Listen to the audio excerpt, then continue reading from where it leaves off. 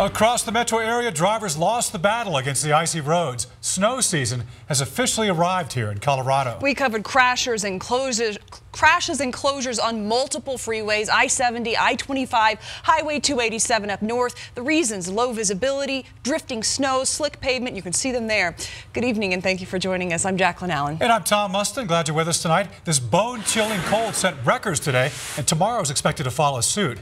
Let's get right to our team coverage for you tonight. Lance Hernandez is tracking what CDOT is doing to make sure your morning commute runs smoothly. And Thomas Hoppo is seeing how Broncos fans are handling this cold snap, especially heading back from the game tonight. But first, let's check in with Chief Meteorologist Mike Nelson, who's tracking the cold front as it moves across the metro area. Mike, what a change. Pretty incredible. The change, the temperatures from yesterday to today, from 60s to 20s. Matter of fact, 24 right now in Denver, 19 up at Laramie, Wyoming. And you look at the difference from one day ago. It's 37 degrees colder right now than it was this time 24 hours ago here in the Denver area. For this evening, the snow is pretty much done around here, but record cold. We set the record for the lowest high temperature for today, and tonight we're going to set a record low temperature with some slick roads expected. Now here's how it looks currently in the Denver area. A few breaks in the clouds, but generally a cloudy day. Some wet pavement currently up on the Boulder Mall, Pearl Street Mall, and snowy up in the mountains. The precipitation will gradually diminish and move off away from us, but winter storm warnings continue down over the southern mountains. Freeze warning out on the eastern plains. As you can see here, most of the moisture coming to an end here in Denver. But we're not done with the cold temperatures, down to the low teens by early tomorrow morning. A lot to talk about. Thank you, Mike. And today's snow had people flooding the CDOT website to check out where the plows were, but the website and the app were down most of the morning. We reached out to CDOT. They told us the reason the site went down is because so many people were using it. As far as problems with the phone app, CDOT says that's something they have no control over. And our own Lance Hernandez continues our team coverage. He spoke to CDOT crews, and Lance, they're making sure the roads stay clear for the morning commute tomorrow. We've seen quite a few snowplows out just this afternoon. We're heading north on I-25, and I can tell you that the road is in pretty good shape right now, with the exception of some of these construction zones. When you look off to the right, you see these barricades, the concrete barricades, some of them encrusted in ice. And when that stuff melts, you know, that water is going to flood onto the pavement itself and could refreeze overnight too. So that could be an issue. But for the most part, so far, roads are in pretty good shape. There's still some icy spots here and there, so we still are advising motorists to take caution while driving through the metro area. Streets and highways are in much better shape now than they were earlier this morning when the snow was flying and visibility was reduced. There were numerous accidents and fender benders, like this one at I-25 in Evans. Tow truck drivers were very busy. So were the snow plows. They still are. CDOT crews are working 12-hour snow shifts and will continue to do so through tomorrow morning. We have about 100 plows out in the metro area. They're using de-icing products, and they're also using their plow blade to remove any ice or snow that is on the roadway. The staff at CDOT's Traffic Operations Center focusing on cameras around the state, one of them showing I-70 at a standstill, trucks backed up. The big question, what can we expect overnight, and what will the roads be like tomorrow morning? We might see some ice melting from the roadways by tonight, but still you have that freezing temperatures overnight, and that's still going to be a concern. So our plows will continue to be on the roadway removing any ice.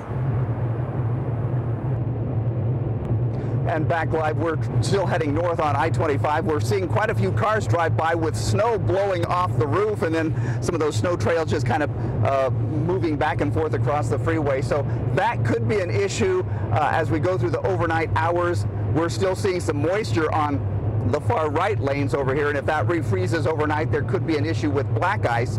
So be aware of that when you travel to work tomorrow morning. Reporting live along North I-25, Lance Hernandez, Denver 7. All right, thank you, Lance. Up in Boulder, the snow turned the city into winter wonderland. Get this, nearly 7 inches of snow fell through the morning hours and into the day. Even so, some hardy joggers there still got their workouts on Pearl Street.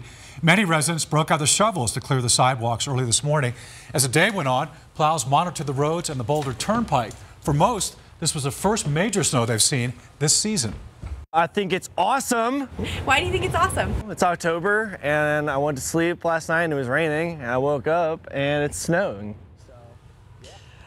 All right, we love getting your pictures and your video. Check out these pups. Very excited for a romp in the snow in their backyard. Thank you to Denver 7 viewer Jared True for sending us this adorable video. Meanwhile, Mickey McNeil caught these deer hanging out in front of his home in Larimer County near Horsetooth Reservoir. But the snow did put a damper on the fun at Elitch Gardens. Tonight's Fright Fest was canceled, but the park says they plan on bringing back the scares next weekend. And just a short distance away at Mile High, Broncos fans brace for the first really cold game of the season. For most of the fans, the snow didn't keep them from showing their support for the team. And Denver 7's Thomas Hoppo was at Mile High Stadium this morning where fans battled the cold with a few cold ones in hand. Well, I'm outside of Mile High Stadium right now at the RTD station. You know, a lot of people decided to not drive because it was snowing this morning. So a lot of people are going to be here at the station trying to get home as well. But the snow this morning didn't stop anybody from coming out and trying to have a good time. Got to be able to win at home and got to be able to win in foul weather. Welcome to Bronco Country. It's going to be a tough game, but this cold weather is definitely going to help. Denver Bronco weather. Mile High Stadium, a place fans can't be kept away from. Rain or shine, we're here every Sunday. And while tailgating is mostly fun and games, Everyone's got their chili recipes out today. Today's food theme is chili dogs. Keep you warm inside and out. they're all taking this cold weather seriously. And they're bundled up for the game. We got a couple people from Miami that just came in. A Rams fan from Miami just landed, and he's already whining and crying because it's too cold. Because when it's 20 degrees outside, you have to be more prepared than some of those fans wearing shorts. You guys ready for Denver weather? We live here. Oh, we just cheer the right team on. And these people in Denver pulled out all the stops to stay warm. My friend, the heater. We brought 2 propane heaters. That kind of helps warm it up a little bit out here. Fire, of course. Every year we have this heater, we have another heater there, and we got another little one inside. You can see everybody's got 3 or 4 or 5 layers on right now, and so stay dry is the key. This is Parker the Snow Dog. Even the dogs are prepared. Those are his rough wear shoes that he wears up at the ski area to keep his feet warm. This is only the first cold game for the Broncos, so everyone needs to be prepared because there's plenty of season left. Just come out and enjoy it. It's not that bad. This is Denver, Colorado. So again, fans are starting to leave. Now you can see that they're already making their way out of the game early, and people are still bundled up because it is pretty cold here, and everybody's going to be trying to take the train to get home for those who didn't drive. Reporting live at Mile High, Thomas Hoppo, Denver 7. Stay warm out there. Thanks, Thomas. We'll be tracking these cold weather conditions all night long. So download our free Denver 7 Storm Shield app to get push alerts and make sure your commute is clear for the morning.